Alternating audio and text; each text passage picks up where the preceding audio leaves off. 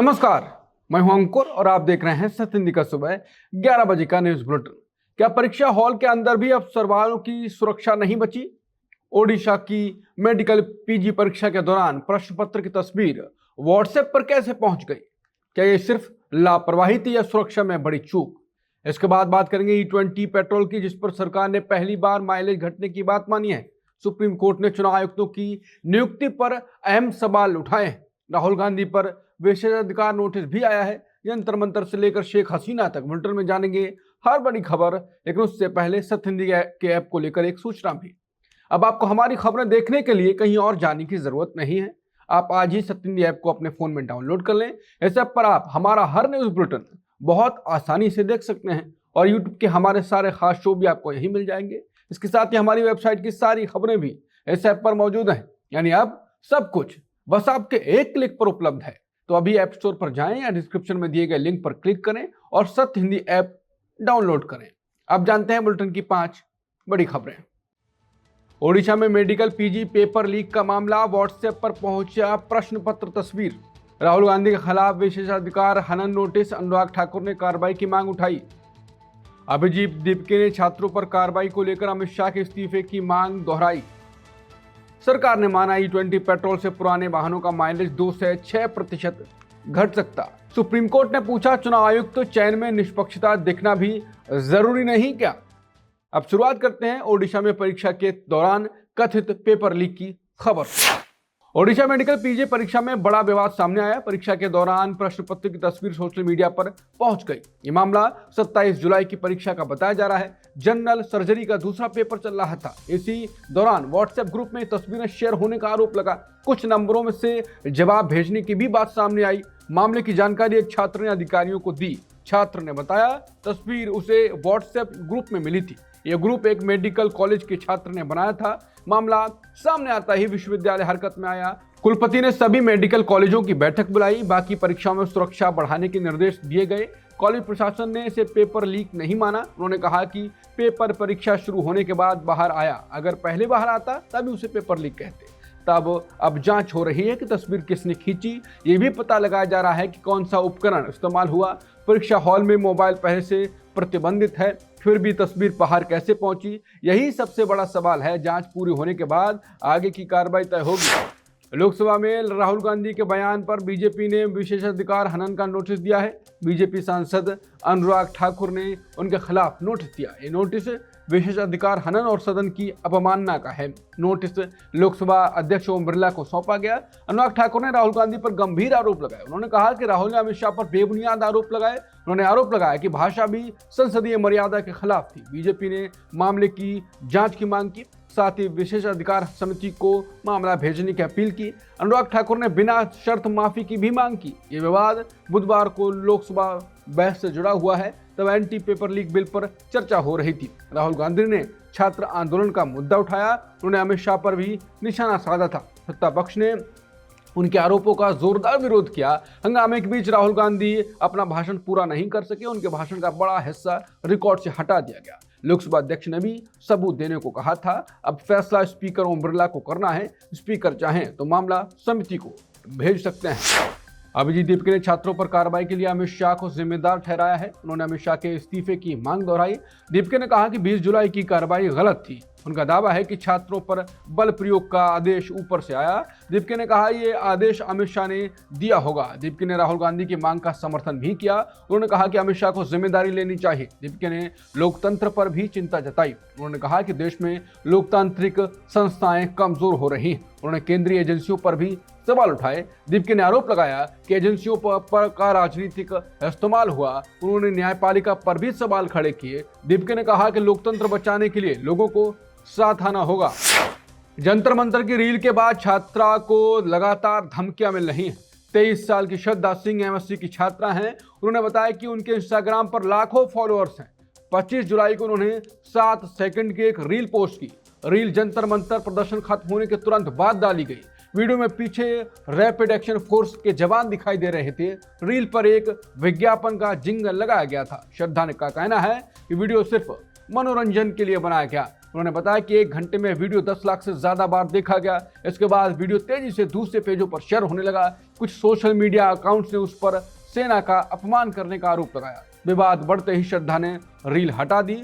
3 दिन बाद उन्होंने माफी वाले 2 वीडियो भी पोस्ट किए, लेकिन श्रद्धा का दावा है धमकियां अभी भी नहीं रुक रही। उन्होंने कहा कि उन्हें रेप और जान से मारने की धमकियां मिल रही। प्रधानमंत्री के कथित मॉफ्ट वीडियो मामले में साइबर पुलिस ने केस दर्ज किया है। साइबर पुलिस ने 2 अलग अलग मामले दर्ज किए हैं। यह कार्रवाई सोशल मीडिया पोस्ट को लेकर हुई। मामला फेसबुक और इंस्टाग्राम अकाउंट से जुड़ा है। पुलिस ने कई अकाउंट्स चलाने वालों को आरोपी बनाया है। मेटा इंडिया प्रमुख का नाम भी मामले में जोड़ा गया है। बीजेपी समर्थकों ने पुलिस में शिकायत दी थी। शिकायत में मॉफ्ट और आपत्तिजनक वीडियो का आरोप लगाया गया। पुलिस ने भारतीय न्याय संहिता और IT कानून की धाराएं लगाई। मेटा को भी इस मामले में नोटिस भेजा गया है। पुलिस ने आपत्तिजनक लिंक की जानकारी मांगी है। साथ ही अकाउंट चलाने वालों की पहचान की जा रही है। पुलिस का कहना है कि आरोपियों का पता लगाया जा रहा है। शाम तक शिकायत वाले सभी लिंक बंद हो चुके थे। एक शिकायत तेलंगाना बीजेपी के नेता T साई किरण गौड़ ने दी। उन्होंने कई फेसबुक और इंस्टाग्राम लिंक सौंपे। दूसरी शिकायत S अरविंद रेड्डी ने दर्ज कराई। उन्होंने भी मॉफ्ट और आपत्तिजनक वीडियो का आरोप लगाया। पुलिस अब पूरे मामले की जांच आगे बढ़ा रही है। प्रधानमंत्री मोदी ने कहा कि नया कानून परीक्षा व्यवस्था को और मजबूत बनाएगा। यह कानून संसद के दोनों सदनों से पास हो चुका है। मोदी ने इसकी जानकारी इंस्टाग्राम पर साझा की। उन्होंने छात्रों को साथियों कहकर यानी फ्रेंड्स कहकर संबोधित किया। उन्होंने कहा कि सरकार लगातार जरूरी कदम उठा रही है। उनका कहना है कि पेपर लीक बड़ी चुनौती बन चुका है। इसी वजह से नया कानून लाया गया है। मोदी ने कहा कि इससे परीक्षा प्रणाली और मजबूत होगी। उन्होंने भरोसा दिलाया कि सरकार सुधार जारी रखेगी। उन्होंने कहा कि सरकार निष्पक्ष और भरोसेमंद परीक्षा प्रणाली के लिए प्रतिबद्ध है। जंतर मंतर पर हुए छात्र प्रदर्शन में पैलेट गन के इस्तेमाल को लेकर सुप्रीम कोर्ट में सुनवाई हुई। अदालत ने कहा कि कुछ खास हालात में पुलिस को पैलेट गन इस्तेमाल करने की अनुमति है। हालांकि सुप्रीम कोर्ट ने यह भी साफ किया कि 20 जुलाई के प्रदर्शन में पैलेट गन का इस्तेमाल सही नियमों के तहत हुआ था या नहीं, इसकी जांच की जा सकती है। Chief justice Suryakant, justice Joy Mallya Bagchi और जस्टिस बी मोहना की बेंच ने उस याचिका पर सुनवाई की जिसमें कानून व्यवस्था संभालने के दौरान मेटेलिक पैलेट गन के इस्तेमाल पर पूरी तरह रोक लगाने की मांग की गई थी। इसके साथ ही सभी घायलों को मुआवजा दिया जाए और पूरे मामले की निष्पक्ष जांच कराई जाए। इस पर कोर्ट ने कहा कि विरोध प्रदर्शन करना लोकतांत्रिक अधिकार है और प्रदर्शनकारियों के खिलाफ हिंसा नहीं होनी चाहिए, लेकिन अगर कोई प्रदर्शन हिंसक हो जाता है और हालात बेहद बिगड़ जाते हैं तो पुलिस को कानून व्यवस्था संभालने के लिए अलग अलग स्तर पर कार्रवाई करनी पड़ सकती है। इसलिए पैलेट गन पर पूरी तरह रोक नहीं लगाई जा सकती, लेकिन इसके इस्तेमाल को लेकर मानक जरूर तय किए जा सकते हैं। 20 जुलाई को जंतर मंतर और संसद मार्च में शामिल छात्र प्रदर्शनकारियों को दिल्ली सरकार ने बड़ी राहत दी। दिल्ली गृह विभाग ने आदेश जारी कर कहा कि प्रदर्शन में शामिल लोगों के खिलाफ अब कोई नई कानूनी कार्रवाई नहीं की जाएगी और इस मामले को बंद माना जाएगा। जिन लोगों को पहले गिरफ्तार या हिरासत में लिया गया उनके मामलों की जल्द समीक्षा कर रिहाई की प्रक्रिया भी तेज की जाएगी। हालांकि सरकार ने साफ किया है कि ये राहत उन लोगों को नहीं मिलेगी जिनका पहले से आपराधिक रिकॉर्ड है। ऐसे मामलों में सुप्रीम कोर्ट के निर्देशों के मुताबिक कार्रवाई जारी रहेगी। गौरतलब है कि 20 जुलाई को हुए चलो संसद मार्च के दौरान हुई हिंसा के मामले में दिल्ली पुलिस ने 13 FIR दर्ज की थी। इस बीच CJP के संस्थापक अभिजीत दीपके लगातार आरोप लगा रहे थे कि प्रदर्शन में शामिल छात्रों को अलग अलग राज्यों में पुलिस परेशान कर रही है और गिरफ्तारी की धमकी दे रही है, लेकिन अब छात्रों को राहत मिली है। बुलेटिन में खबरें अभी और भी हैं, आगे देखिए। E20 पेट्रोल से माइलेज घट सकता है, सरकार ने संसद में बताया। चुनाव आयुक्त चयन प्रक्रिया पर सुप्रीम कोर्ट में उठे निष्पक्षता पर सवाल। चुनाव आयुक्त प्रक्रिया पर सुप्रीम कोर्ट में क्या बोली सरकार, जानिए। और शेख हसीना पर भारत मानवीय रुख बनाए रखे, समिति की सलाह। सरकार ने माना कि E20 पेट्रोल से वाहन का माइलेज कुछ कम हो सकता है। ये जानकारी संसद में सड़क परिवहन मंत्री नितिन गडकरी ने दी। उन्होंने कहा कि माइलेज 2 से 6% तक घट सकता है। यह फर्क वाहन की उम्र और मॉडल पर निर्भर करेगा। सरकार ने एक अध्ययन का भी हवाला दिया। अध्ययन में कई तरह के वाहनों की जांच हुई है। रिपोर्ट में इंजन को लेकर राहत की बात भी कही गई। सरकार ने कहा कि E20 से इंजन फेल होने का मामला नहीं मिला। सड़क और लैब दोनों जगह परीक्षण किए गए। सरकार का दावा है कि E20 से गाड़ी बेहतर रफ्तार पकड़ती है। सफर भी पहले से ज्यादा स्मूथ बताया गया। सरकार ने कहा कि कार्बन उत्सर्जन करीब 30% कम होता है। इससे ईंधन ज्यादा साफ तरीके से जलता है। हालांकि पुराने BS3 वाहनों में कुछ रबर पार्ट बदलने पड़ सकते हैं। सरकार ने कहा यह काम सामान्य सर्विस के दौरान हो सकता है। हालांकि अध्ययन अभी तक सार्वजनिक नहीं किया गया। चुनाव आयुक्तों की नियुक्ति वाले कानून पर सुप्रीम कोर्ट में अहम सुनवाई हुई। सरकार ने कहा कि कानून को शक की नजर से नहीं देखा जा सकता। सॉलिसिटर जनरल तुषार मेहता ने सरकार का पक्ष रखा। केंद्र सरकार ने सुप्रीम कोर्ट से कहा कि अदालत ये मानकर नहीं चल सकती कि प्रधानमंत्री लोकतांत्रिक सिद्धांतों के खिलाफ काम करेंगे। उन्होंने कहा कि प्रधानमंत्री के पद की अपनी गरिमा होती है। उन्होंने पूछा क्या अदालत पहले से मान ले कि सरकार गलत करेगी। सरकार ने कहा कि ऐसा मानना संविधान के भरोसे पर सवाल उठाना होगा। मामला चुनाव आयुक्तों की नियुक्ति समिति से जुड़ा है। अभी समिति में पीएम, एक केंद्रीय मंत्री और विपक्ष के एक नेता हैं। याचिकाकर्ताओं का कहना है कि इससे सरकार का पलड़ा जो है वो भारी हो सकता है। उनका कहना है कि नियुक्ति प्रक्रिया पूरी तरह स्वतंत्र नहीं दिखती। सुप्रीम कोर्ट ने पहले अलग व्यवस्था बनाने का आदेश दिया था, तब समिति में मुख्य न्यायाधीश को भी शामिल किया गया था। बाद में संसद ने नया कानून बना दिया। इस नए कानून में मुख्य न्यायाधीश को बाहर रखा गया। सुनवाई के दौरान अदालत ने भी कुछ अहम सवाल पूछे। जस्टिस दीपांकर दत्ता ने कहा कि चुनाव आयुक्त का पद बेहद महत्वपूर्ण है। उन्होंने पूछा दूसरे पदों में मुख्य न्यायाधीश शामिल हैं, यहाँ क्यों नहीं। अटॉर्नी जनरल ने कहा कि संसद को कानून बनाने का पूरा अधिकार है। उन्होंने कहा कि सिर्फ दूसरा तरीका संभव होने से कानून गलत नहीं हो जाता। मुख्य चुनाव आयुक्तों और चुनाव आयुक्तों की नियुक्ति प्रधानमंत्री, एक केंद्रीय मंत्री और लोकसभा में विपक्ष के नेता के वाली 3 सदस्यीय समिति से किए जाने पर सवाल उठाते हुए सुप्रीम कोर्ट ने गुरुवार को पूछा कि क्या इस पूरी प्रक्रिया में निष्पक्षता दिखाई भी नहीं देनी चाहिए। सॉलिसिटर जनरल तुषार मेहता ने अदालत से अनुरोध किया इस मामले को 5 न्यायाधीशों की संविधान पीठ के पास भेजा जाए।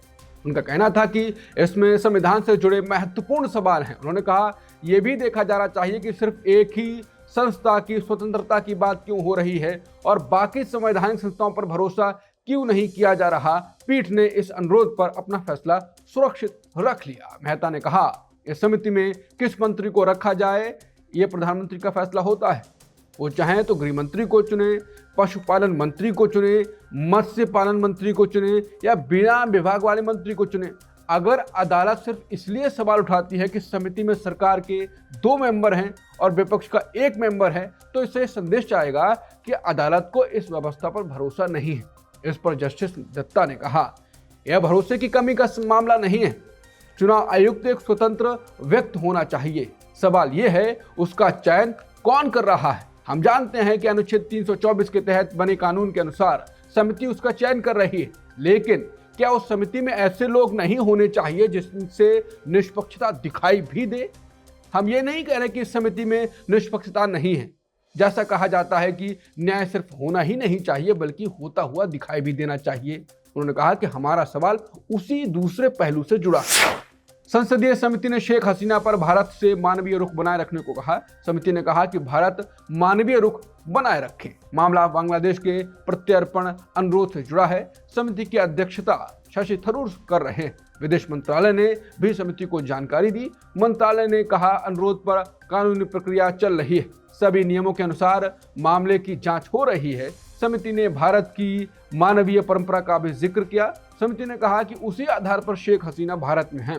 समिति ने एक और बात साफ की। उसने कहा कि भारत ने शेख हसीना को राजनीतिक मंच नहीं दिया। भारत की जमीन से कोई राजनीतिक गतिविधि नहीं होने दी गई। बैठक में भारत और बांग्लादेश की परियोजनाओं पर भी चर्चा हुई। दोनों देशों ने 12 परियोजनाएं सूची से हटाने पर सहमति बनाई। साथ ही 8 बड़ी परियोजनाओं को प्राथमिकता देने का फैसला हुआ। सुबह 11 बजे के बुलेटिन में इतना ही। बाकी खबरों के लिए बने रहिए सत्य हिंदी के साथ। दोपहर 2 बजे मिलते हैं नई खबरों के साथ। नमस्कार।